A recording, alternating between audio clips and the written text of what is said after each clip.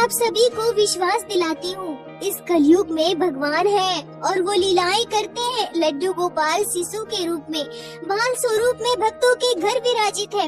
और अगर आपकी भक्ति सच्ची है, अगर आपका विश्वास आपके ठाकुर पर अटूट है, फिर आपके साथ लड्डू गोपाल चमत्कार भी करते हैं। आपको नित्य लड्डू गोपाल के होने की अनुभूति होती है। दोस्तों, जब भक्त भगवान के साथ रिश्ता जोड़ लेते हैं, संतान भाव से उनकी सेवा करते हैं ना, तो भगवान हमारे ठाकुर लड्डू गोपाल भी भक्तों के साथ होते हैं। और दोस्तों, इसी क्रम में एक भक्त के साथ लड्डू गोपाल ने एक ऐसी लीला कर दी है जिसे सुनकर आपके रोंगटे खड़े हो जाएंगे, आप चौंक जाओगे और कहीं न कहीं आपका विश्वास लड्डू गोपाल पर और गहरा जरूर होगा। और इस घटना के द्वारा आप सभी को एक सीख भी मिलेगी, जिससे आने वाले समय में लड्डू गोपाल की सेवा में आप भक्तों से ऐसी चूक ना हो, ऐसा अपराध ना बने। लड्डू गोपाल को हमेशा आपके द्वारा की गई सेवा से सुख मिलनी चाहिए, ना कि उन्हें तकलीफ हो। और दोस्तों, आज की यह लीला कथा उन भक्तों को जरूर देखनी चाहिए जिनके घर लड्डू गोपाल विराजित है, जो बाल गोपाल की सेवा करते हैं। दोस्तों, आशा करती हूँ प्रत्येक दिन की भांति आज की यह लीला कथा भी आप सभी के हृदय को स्पर्श करेगी। दोस्तों, आज की यह लीला कथा हमारे साथ शेयर की है दिल्ली की रहने वाली आकृति पटनायक जी ने। आकृति जी कहती है कि मेरी शादी को लगभग 8 साल हो गए हैं। मेरा मायका और ससुराल दोनों दिल्ली में ही है। मैं दिल्ली में ही पली बड़ी हूँ। ससुराल में सासू माँ, ससुर जी, मेरे हस्बैंड और मेरे देवर जी है। मेरा एक बेटा भी है जिसकी उम्र लगभग 3.5 साल है। आकृति जी कहती है कि शादी से पहले ही लड्डू गोपाल की मैं सेवा किया करती थी। जब मैं कॉलेज में पढ़ा करती थी ना, तभी मैं अपनी कोचिंग की तरफ से सभी दोस्तों के साथ में वृंदावन धाम गई हुई थी और मैं लड्डू गोपाल को तभी लेकर आई थी जब मैं वृंदावन धाम गई। उससे पहले मुझे लड्डू गोपाल की सेवा के बारे में कोई विशेष जानकारी नहीं थी। वैसे मुझे वृंदावन धाम हमेशा से ही प्रिय है। भगवान श्री कृष्ण राधा रानी के प्रति मेरे मन में श्रद्धा भक्ति बचपन से ही है, क्योंकि मेरे मायके में सभी पूजा पाठ करते हैं, सभी भक्त प्रवृत्ति के हैं, भगवान को सभी मानते हैं। तो वो संस्कार हम भाई बहनों में भी है। वृंदावन की गलियों में घूमने के दौरान जब मुझे दुकान में बैठे हुए प्यारे प्यारे सुंदर सुंदर से लड्डू गोपाल दिखे ना, तो मन में यह भाव आया कि मुझे लड्डू गोपाल को घर ले जाना चाहिए। मैं वृंदावन तो हमेशा नहीं रह सकती ना, तो कम से कम मैं यहाँ से लड्डू गोपाल को लेकर जाऊँ, मैं उनकी खूब सेवा करूँगी। सेवा भाव से मैं लड्डू गोपाल को घर लेकर आई और उसी समय से लड्डू गोपाल की सेवा करने लगी। मैं कॉलेज जाती थी, कोचिंग जाती थी, पर उससे पहले सुबह जल्दी जाकर लड्डू गोपाल का स्नान श्रृंगार करती थी, उन्हें भोग लगाती थी और घर आने के बाद सबसे पहले लड्डू गोपाल के पास जाती थी, उनसे ढेरों बातें करती थी, बाल गोपाल की खूब सेवा करती थी। अब धीरे धीरे लड्डू गोपाल से मेरा इतना लगाव हो गया था, मैं अपने कान्हा से इतना प्रेम करने लगी थी कि मैंने अपने मायके में कह रखा था कि मैं उसी घर में शादी करूंगी जहाँ मुझे लड्डू गोपाल की सेवा की इजाजत हो। लड्डू गोपाल की कृपा हुई, बाल गोपाल ने मेरे लिए ऐसा ही घर परिवार चुना जहाँ मैं ठाकुर जी की सेवा कर सकूं। मेरी शादी हुई। शादी के बाद मैं अपने ससुराल आई। जब मैं अपने ससुराल आई तो लड्डू गोपाल को साथ लेकर आई थी, क्योंकि इस बारे में मेरे ससुराल वालों से मेरे मम्मी पापा की पहले ही बात हो चुकी थी। मेरी सासू माँ ससुर जी बहुत अच्छे हैं। मेरी सासू माँ भी पूजा पाठ करती है और मेरे ससुराल वालों को कोई आपत्ति नहीं हुई कि मैं लड्डू गोपाल की सेवा करूं। उल्टा मेरी सासू माँ, मेरे ससुराल वाले बहुत खुश हो गए। घर पर पूजा पाठ होगा, ऐसी बहू आई है जो धार्मिक प्रवृत्ति की है, पूजा पाठ करती है, वरना आजकल की लड़कियां तो पूजा पाठ से दूर भागती है। फिर मैं अपने ससुराल में लड्डू गोपाल की सेवा करने लगी और धीरे धीरे मेरे ससुराल वाले भी लड्डू गोपाल से जुड़ते चले गए। मेरे ससुराल में मेरी सासू माँ, ससुर जी, मेरे हस्बैंड धीरे धीरे सभी लड्डू गोपाल से खूब प्रेम करने लगे। जन्माष्टमी हो या फिर राधाष्टमी या फिर होली का त्योहार, मेरे ससुराल में सभी धूमधाम से मिलजुल कर लड्डू गोपाल के साथ त्योहार मनाते हैं। खासकर जन्माष्टमी का त्योहार मेरे ससुराल में बहुत ही धूमधाम से मनाया जाता है और मैं अपने आप को परम सौभाग्यशाली समझती हूँ जो लड्डू गोपाल ने मुझे इतना प्यार करने वाला, इतना अच्छा प्यारा ससुराल दिया है। लड्डू गोपाल की कृपा से मेरे बेटे का जन्म हुआ। मेरे बेटे का नाम मेरी सासू माँ ने केशव रखा, क्योंकि हमारा यह मानना है कि मेरा बेटा लड्डू गोपाल की कृपा से ही प्राप्त हुआ है और हम अपने बच्चों में भी वैसे ही संस्कार डालेंगे जैसे कि हमारे हैं। धीरे धीरे मेरा बेटा बड़ा होने लगा और जब वो मुझे मेरी सासू माँ को लड्डू गोपाल की सेवा करते देखता था, घर पे पूजा पाठ होते देखता था, तो जब वो लगभग 2.5 साल का हुआ तो वो भी हमारे साथ लड्डू गोपाल को स्नान करवाने की, पोशाक पहनाने की जिद करने लगा, लड्डू गोपाल को भोग लगाने की जिद करने लगा। दोस्तों क्षमा कीजिएगा, लीला कथा के बीच मैं आप लोगों से एक बात कहना चाहूंगी। देखिए, अपने बच्चों में संस्कार इसी तरह से डाले जाते हैं। जब आपके बच्चे छोटे होते हैं ना, तभी उन्हें पूजा पाठ में बिठाइए, अपने साथ ठाकुर जी की सेवा करवाइए। देखिए, बच्चों में संस्कार बचपन से ही डाले जाते हैं। अगर वो बचपन से ही पूजा पाठ करेंगे, हमारे ग्रंथों को, शास्त्रों को जानेंगे, कीर्तन करेंगे, ठाकुर जी के प्रति अगर उनके मन में हम भाव उत्पन्न कर सके, ठाकुर जी से अगर वो प्यार करने लगे, तो समझिए कि उनका जीवन वैसे ही सफल हो गया। फिर आपको अपने बच्चों की चिंता करने की कोई आवश्यकता नहीं है। आपके बच्चों की चिंता करने के लिए ठाकुर जी स्वयं बैठे हैं। दोस्तों, अब मैं लीला कथा में वापस आती हूँ। आकृति जी कहती है कि जैसा प्यार और दुलार हमारे लड्डू गोपाल को मेरे मायके में मिलता था, वैसा ही प्यार और दुलार मेरे ससुराल में भी मिलता है। हमारे घर में जो कुछ भी खाना बनता है, हम सबसे पहले लड्डू गोपाल को भोग लगाते हैं। मेरी सासू माँ जब कुछ पकवान बनाती है तो सबसे पहले लड्डू गोपाल को भोग लगाती है। घर में कोई अच्छा खाना कोई बाहर से लेकर आए तो हम सबसे पहले जो सबसे अच्छा वाला होता है वो हम लड्डू गोपाल के लिए रखते हैं, ताकि हम कान्हा को भोग लगा सके। मतलब ऐसा मानिए कि पूरा परिवार कृष्ण प्रेम में आतुर हो गया था। मेरे ससुराल में सभी लड्डू गोपाल के परम भक्त बन चुके थे और मैं अपने आप को परम सौभाग्यशाली समझती हूँ। मैं समझती हूँ कि ये सब ठाकुर जी की कृपा से हुआ है। जैसा मैंने चाहा था बिल्कुल वैसा ही घर परिवार मुझे मिला है। आकृति जी कहती है कि जब से लड्डू गोपाल हमारे घर पर आए हैं, तब से मैं लड्डू गोपाल की अनेक लीलाओं को अनुभव की हूँ। जैसे बाकी भक्तों से मैंने सुना है, वैसी लीलाएं लड्डू गोपाल मेरे साथ भी करते हैं।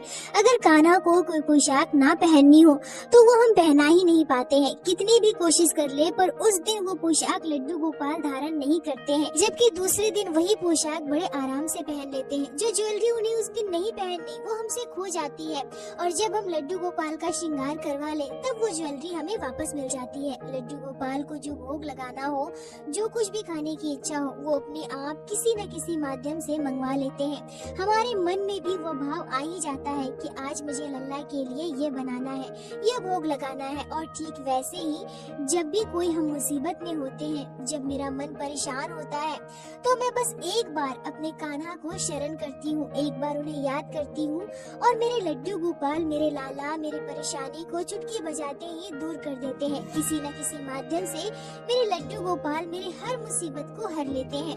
मुझे अपने कान्हा पर पूर्ण विश्वास है, पर मैंने कभी भी प्रत्यक्ष रूप से लड्डू गोपाल के दर्शन नहीं पाए थे। सपने में भी कभी उन्हें अनुभव नहीं किया था। पर इसी वर्ष 3 जून 2025 को, अभी कुछ ही दिनों पहले, लगभग 10 दिन पहले, मेरे लड्डू गोपाल ने मेरे साथ इतनी अद्भुत लीला कर दी है, इतनी बड़ी लीला की है, जिसे सोचकर अब भी मेरे रोंगटे खड़े हो रहे हैं। और बिल्कुल कभी कभी यकीन ही नहीं हो पाता है कि साक्षात लड्डू गोपाल ने मुझे इस लीला का अनुभव करवाया है। और सच कहूँ तो अब भी जब मैं इस घटना को आपको बता रही हूँ ना, तो मेरी आंखों में आंसू आ रहे हैं। मेरा शरीर अब भी जैसे कांप रहा है। अभी कुछ ही दिनों पहले, 10 दिनों पहले ही मैंने लड्डू गोपाल के इस अनुभव को महसूस किया है। आकृति जी कहती है कि जैसे कि मैंने बताया, हम लोग दिल्ली में रहते हैं, तो यहाँ हम सारी चीजें खरीद कर ही खाते हैं। कोई पेड़ से ताजी सब्जी तोड़ी हुई या फिर ताजा फल हमें नहीं मिल पाता है। हमारे पड़ोस में रहने वाली एक दीदी के घर पर उनके मायके वाले आए थे।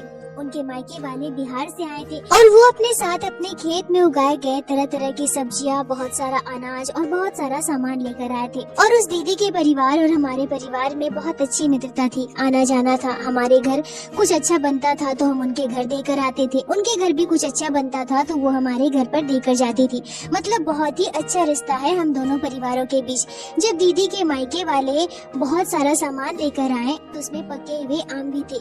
दीदी हमारे घर पर थोड़ा सा चना, मूंग की दाल, एक कटहल और 4 आम देकर गई थी। आकृति जी कहती है कि शायद यह भाव सिर्फ मेरे अंदर ही नहीं बल्कि हर लड्डू गोपाल भक्त के अंदर जरूर होता होगा कि हमारे घर पर अगर कुछ अच्छा खाने को बनता है तो हम सबसे पहले अच्छी वाली चीज अपने कान्हा को ही भोग लगाएंगे। बाहर से कुछ अगर आएगा तो उसमें से जो अच्छा होगा उसे चुनकर हम अपने लड्डू गोपाल के लिए रखते हैं।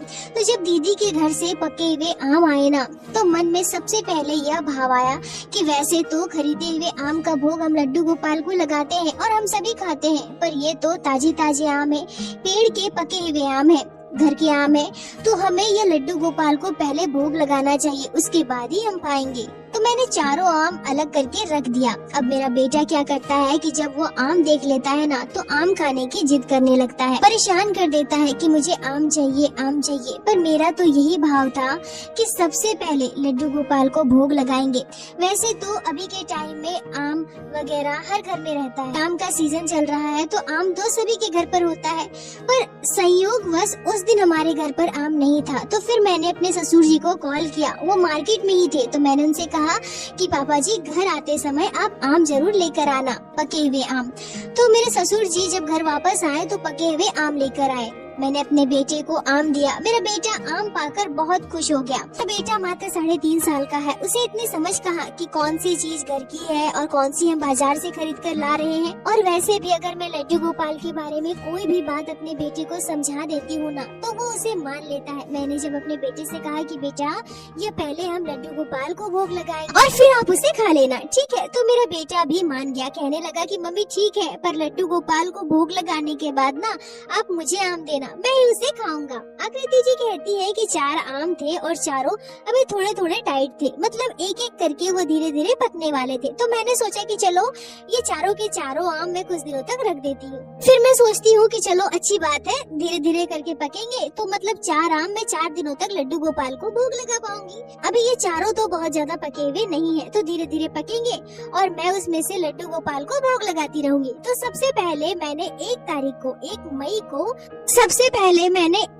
को 1 जून को लड्डू गोपाल को आम का भोग लगाया था। अब आम का भोग लगाने के बाद जब मैं वहाँ से प्रसाद हटाती हूँ ना तो मेरा बेटा तुरंत भागते हुए आता है और लड्डू गोपाल को जो मैंने आम का भोग लगाया था उसे तुरंत ले लेता है और खाने लगता है। मेरा बेटा पूरा आम खा जाता है और क्योंकि वो पेड़ के पके हुए आम थे तो वो बहुत ज्यादा बड़े हुए नहीं थे, छोटे छोटे आम थे, बहुत छोटे साइज के। तो मेरा बेटा पूरा का पूरा आम खा जाता है। फिर 2 तारीख को मैंने दूसरे आम का भोग लगाया। इस बार भी मेरा बेटा आता है और आम लेकर चला जाता है और वो पूरा आम खा जाता है। तीसरे दिन यानी कि 3 जून को मैंने लड्डू गोपाल को फिर से वही आम का भोग लगाया। 3 दिनों तक मैंने लगातार लड्डू गोपाल को आम का भोग लगाया, पर अब भी 1 आम बचा हुआ था। भोग लगाने के बाद प्रत्येक दिन की भांति मेरा बेटा आकर के वो आम लेकर चला जाता है और वो आम खा जाता है। जबकि घर पर तो हमेशा ही पके हुए आम रखे हुए रहते थे। अभी आम का मौसम है तो मेरे ससुर जी या फिर मेरे हस्बैंड प्रत्येक दिन आम लेकर आते हैं, बहुत ही मीठे मीठे अच्छे आम। तो मैं अपने बेटे से कहती भी हूँ कि बेटा दादा दादी को भी आम दे दो ना, आप दूसरा वाला आम खा लो जो आपके पापा लेकर आए थे। पर मेरा बेटा देने को तैयार ही नहीं था, वो पूरा का पूरा आम खा जाता है।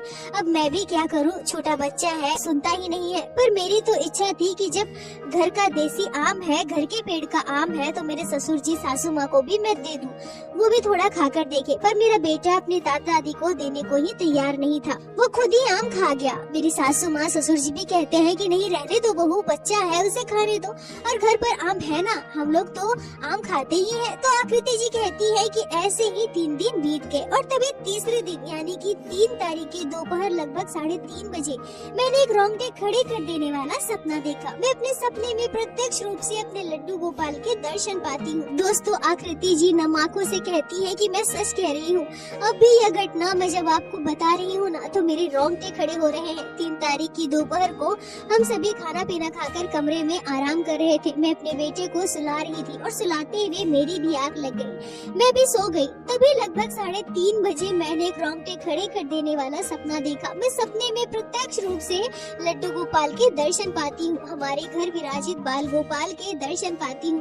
मैं स्पष्ट रूप से देख पाती हूँ कि लड्डू गोपाल हमारे घर के मंदिर में विराजित है। फिर मैं बड़े प्रेम से लड्डू गोपाल के लिए आम लेकर आती हूँ। और मैं अपने सपने में ही ये समझ पा रही थी कि वो आम वही आम है जो हमारे पड़ोस वाली दीदी देकर गई है। मैंने आम को बहुत अच्छे से धोया, उसे काटा, छिलका उतारा और मैं अपने लड्डू गोपाल को भोग लगाने के लिए सपने में ही जा रही थी। तभी मैं क्या देखती हूँ कि मेरा बेटा हमारे घर के मंदिर के पर्दे के पीछे, मतलब कि पर्दे को पकड़ करके खड़ा हुआ था और मुझसे कह रहा है, मम्मी मम्मी जल्दी से भोग लगाओ ना, मुझे आम खाना है, मुझे आम खाना है। आकृति जी कहती है कि जैसे ही मैंने आम के ऊपर तुलसी का पत्र रखा, अब मैं लड्डू गोपाल को आम का भोग लगाने ही वाली थी, मतलब अपने हाथ से लड्डू गोपाल को आम पवाने वाली थी। इतने में क्या देखती हूँ कि मेरा बेटा एकदम से भगवान श्री कृष्ण में परिवर्तित हो गया। मतलब ऐसा समझिए कि चेहरा तो मेरे बेटे का ही था, पर मेरे बेटे का संपूर्ण श्रृंगार, बेटे के कपड़े, उसके बाल लड्डू गोपाल की तरह हो गए थे। मैं एकदम से देखती हूँ कि मेरा बेटा ऊंची धोती पहने हुए, गले में पटका रखे और माथे पर मोर पंख धारण किए हुए। मैं क्या देखती हूँ कि मेरे बेटे के लंबे लंबे बाल है और वो भी घुंघरैले बाल। मेरा बेटा जो कि बहुत ज्यादा गोरा है, पर मैं अपने सपने में क्या देखती हूँ कि मेरा बेटा सांवला है। मेरे बेटे ने मोतियों की माला पहन रखी है, कानों में कुंडल पहना हुआ है, हाथ में कंगन पहन रखे हैं और बांसुरी पकड़े हुए है। मतलब समझिए कि संपूर्ण श्रृंगार भगवान श्री कृष्ण के बाल स्वरूप लड्डू गोपाल की तरह था। और जब मैं अपने बेटे की ओर देखती हूँ ना, तो एक टुक मैं निहारे रहती हूँ, अपने बेटे को एक टुक में देखती रह जाती हूँ। मेरा दिमाग काम नहीं कर रहा था, मैं समझ नहीं पा रही थी कि मैं अपने बेटे को मैं किस रूप में देख रही हूँ। सच कहूँ तो सपने में ये सारी बातें मेरे दिमाग में आई भी नहीं, मैं बस अपने बेटे को देखे जा रही थी। मैं क्या सोच रही थी, क्या चल रहा था मेरे दिमाग में, मुझे कुछ भी नहीं पता। बस मैं यह समझ पा रही थी कि मेरे बेटे को मैं किस रूप में देख रही हूँ। तभी मेरा बेटा जब भगवान श्री कृष्ण के बाल स्वरूप लड्डू गोपाल के रूप में था, वो मुझसे कहता है कि मम्मी मम्मी मुझे ये आम नहीं खाना। मम्मी आकृति जी कहती है कि मैं सपने में कुछ बोल ही नहीं पा रही थी, उनसे कुछ कह ही नहीं पा रही थी। तभी मैं अपने बेटे को हैरान होकर देख रही थी। तभी मेरा बेटा फिर से कहता है, मम्मी मम्मी मुझे ये आम नहीं खाना, मम्मी ये बहुत खट्टे आम है, मम्मी मुझे ये आम नहीं खाना। मम्मी आकृति जी कहती है कि मैं अपने बेटे को हैरान होकर देखी जा रही थी। तभी मेरा बेटा फिर से कहता है कि मम्मी मुझे वो आम खिलाओ ना, देखो ना मम्मी वो आम कितने मीठे हैं, तुम सभी तो प्रत्येक दिन मीठे आम खाती हो और मुझे यहाँ खट्टे आम खिलाती हो। मुझे ये आम नहीं खाना मम्मी, मुझे ये आम नहीं खाना, मुझे दूसरा आम लाकर दो ना मम्मी, मुझे ये आम नहीं खाना, आम बहुत खट्टे हैं, मैं खट्टा आम नहीं खाऊंगा, मुझे मीठे आम खिलाओ। मम्मी जो आम तुम लोग खाते हो ना, मुझे वही आम खाना है, मम्मी दो ना, मुझे आम दो ना। ये कहते हुए मेरा बेटा जोर जोर से रोने लगता है। और तभी एकदम से जो दृश्य मैं देखती हूँ ना, आज भी उस दृश्य को याद कर मेरे शरीर जैसे सिहर रहा है। ऐसा लग रहा है मानो वो दृश्य मेरी आंखों के सामने अब भी वैसे के वैसा ही घूम रहा है। तभी एकदम से मैं क्या देखती हूँ कि मेरे बेटे के चेहरे में मुझे लड्डू गोपाल दिखाई देते हैं। और ये दृश्य जब मैं देखती हूँ ना, तभी एकदम तुरंत मेरी आंखें खुल जाती है, मैं उठकर बैठ जाती हूँ। शरीर जैसे सिहर रहा था। ये क्या मैंने आज क्या देख लिया। आकृति जी कहती है कि मुझे नहीं पता क्या हुआ, मैंने क्या सोचा, पर मैं तुरंत भागकर मंदिर में गई और वहाँ लड्डू गोपाल को एक टुक मैं निहारे जा रही थी। मेरे दोनों आंखों से आंसू बह रहे थे। 3 आम का भोग तो मैंने पहले ही लगा लिया था, मेरे पास अब भी एक आम था जो मैं उन्हें भोग लगाने वाली थी। आकृति जी कहती है कि अभी भी एक आम रखा हुआ था जिसका भोग मैं अगले दिन लगाने वाली थी। तो मैं वो आम लेकर आती हूँ और जब मैंने उस आम को काटा और फिर जब मैं वो आम खाती हूँ तो क्या पाती हूँ कि वो आम बहुत खट्टे हैं। मैं समझ गई, मैं बिल्कुल समझ गई कि प्रत्येक दिन, तीनों दिन मेरे बेटे ने यह आम खाया है। मेरा बेटा छोटा है, शायद उसे इस बात का कोई ज्ञान नहीं होगा, या फिर मेरे बेटे को तो वैसे भी खट्टा बहुत पसंद है। पर मेरे बाल गोपाल को मीठा फल खाना है। हम सभी घर पर मीठे मीठे फल खा रहे हैं, पर लगातार 3 दिनों से मैं अपने लड्डू गोपाल को खट्टे आम का भोग लगा रही हूँ। शायद इसीलिए मेरे कान्हा मेरे सपने में आए और मेरे बेटे के रूप में मुझे दर्शन दिया, मुझे यह आभास करवाया कि मैया मुझे के वे आम खाने हैं। मैया तो प्रत्येक दिन मुझे खट्टे आमों का भोग लगाती हो। मैया मुझे वही आम खिलाना जो तुम सभी खाती हो। आकृति जी कहती है कि जो एक आम बचा हुआ था वो भी मैं अगले दिन भोग लगाने वाली थी, शायद इसीलिए लड्डू गोपाल ने मुझे रोका ताकि मैं उन्हें खट्टे आम का भोग ना लगाऊं, मैं उन्हें मीठे आम का भोग लगा सकूं। सच में लड्डू गोपाल ने जो अनुभूति मुझे करवाई है, बाल गोपाल के जो मैंने दर्शन किया है ना, उसे मैं अपने जीवन काल में कभी नहीं भूल सकती। और साथ ही साथ इस घटना से मैं यह भी समझ पाई कि मेरे लड्डू गोपाल ने मेरी सेवा को स्वीकार किया है। कौन कहता है कलयुग में भगवान चमत्कार नहीं करते? मेरे कान्हा है, मेरे लड्डू गोपाल साक्षात है और उनकी सेवा साधना से, उनके सेवा भाव से लड्डू गोपाल भक्तों की हर मनोकामनाओं की पूर्ति करते हैं। मेरे कान्हा है, मेरे लड्डू गोपाल साक्षात है, मैं उनकी सेवा करती हूँ, संतान भाव से उनकी सेवा करती हूँ। इसलिए कान्हा ने एक बेटे की तरह मुझसे जिद की। बाल गोपाल की इस लीला को मैं अपने जीवन काल में कभी भी नहीं भूल सकती। आकृति जी आपका बहुत बहुत धन्यवाद जो आपने लड्डू गोपाल की इस अद्भुत लीला को हमारे साथ शेयर की, जिसे मैं हमारे चैनल के माध्यम से बाकी सारे भक्तों तक पहुंचा सकी। अपना साथ और प्यार ऐसे ही बनाए रखें। दोस्तों एक बात मैं कहना चाहूंगी, देखिए आप अपना प्रेम लड्डू गोपाल के प्रति हमेशा बढ़ाते रहिए। जैसे प्रत्येक दिन ब दिन हमारा प्रेम हमारे अपनों के प्रति बढ़ता है ना, ठीक वैसे ही आपके प्रेम में भी कभी कोई कमी नहीं आनी चाहिए। और जब आपका प्रेम प्रगाढ़ हो जाएगा ना, तब आप अपने लड्डू गोपाल की सेवा और भी बेहतर और बेहतरीन तरीके से कर पाओगे। यकीन मानिए दोस्तों, आपके घर विराजित लड्डू गोपाल मात्र एक विग्रह नहीं है, वो हमेशा आपको सुनते हैं, हमेशा आपको देखते हैं। बस आपको उन पर विश्वास बनाए रखना है। और दोस्तों इस घटना पर आपके क्या विचार है, आपकी क्या राय है, कमेंट में जरूर बताएं। मुझे आप सभी के कमेंट का इंतजार रहता है। और प्रत्येक दिन की भांति लीला कथा के अंत में मैं आप सभी भक्तों से हाथ जोड़कर प्रार्थना करूंगी, ठाकुर जी की भक्ति कीजिए, लड्डू गोपाल की सेवा कीजिए, नाम जाप कीजिए और एक बार मेरे साथ प्रेम